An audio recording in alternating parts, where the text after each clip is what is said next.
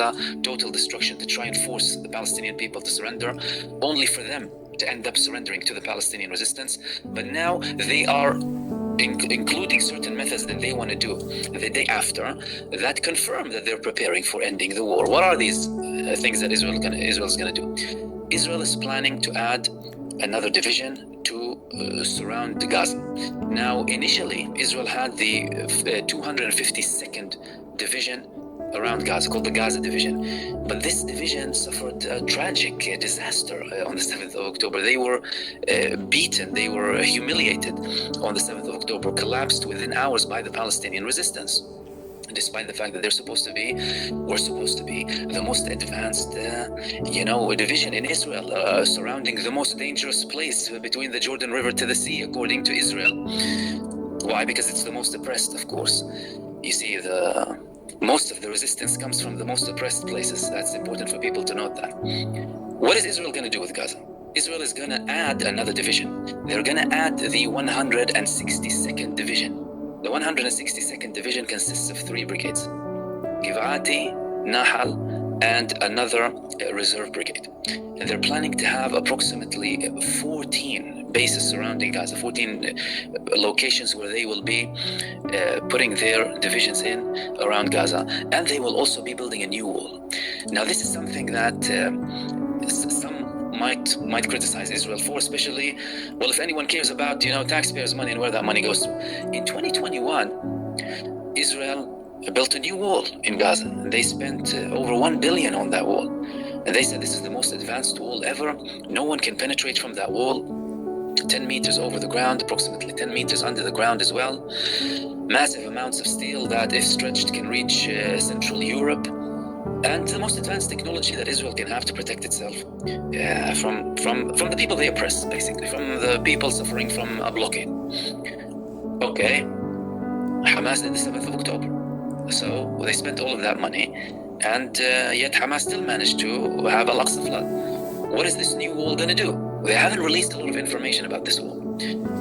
They're not releasing a lot of details, but they're confirming that they're going to have this wall because this war is necessary, and the change is necessary as well to have 2 divisions surrounding Gaza permanently. And again, that shows you the logic of Israel as an apartheid ethno-supremacy, keeping the people who they historically oppressed again.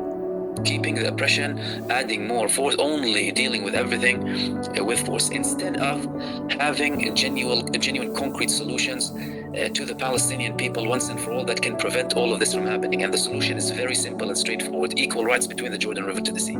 That is it. However, that's something that Israel was established in the complete opposition to. Israel was established as an ethno-religious supremacy that is there as a colonialist foreign body in the region of West Asia, dictating, expelling people, terrorizing them, and expelling them from their homes. And so long as they remain an entity with that identity, with that apartheid identity, they will always be under threat.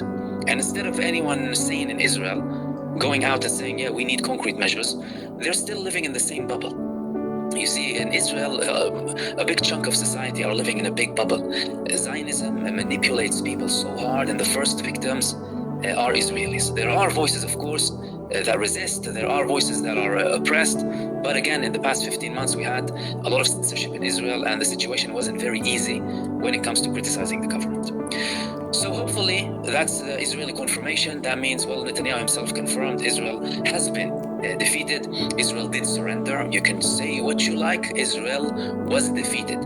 The Palestinian people of Gaza won despite all of this genocide, and the Palestinian resistance won despite the world's biggest superpower backing this genocide entity, standing up against them and talking about eliminating them. And do not forget the early days, please. Everyone should remember what Israel used to say all the time. We want to eliminate the Hamas. We want to make sure Gaza doesn't pose a threat again. The US administration and their tone against the Palestinian people, all the Western countries that used to support Israel, or Western governments to be more specific, because many in the Western population support the Palestinian people, not Israel. What did they used to say? They used to say, yeah, we're with Israel, eliminate them, hit them. And Keir Starmer said, yeah, ban water and fuel and aid, everything is fine to do that.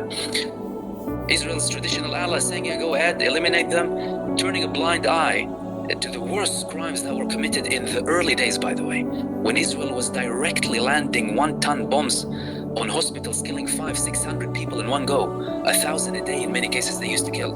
They wiped families off the face of the earth.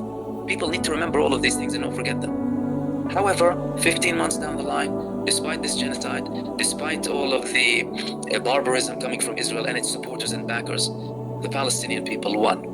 And they won a landslide victory this time against the genocide state. That's the first part. A lot to come, of course, after the ceasefire begins, the implementation. There's a lot of things going to happen. Israel might still commit barbaric acts in Gaza and try and take advantage of the last thing, because they have bloodlust. They thrive on blood, these people. But after Sunday, we're supposed to officially be in the phase of the implementation of the ceasefire.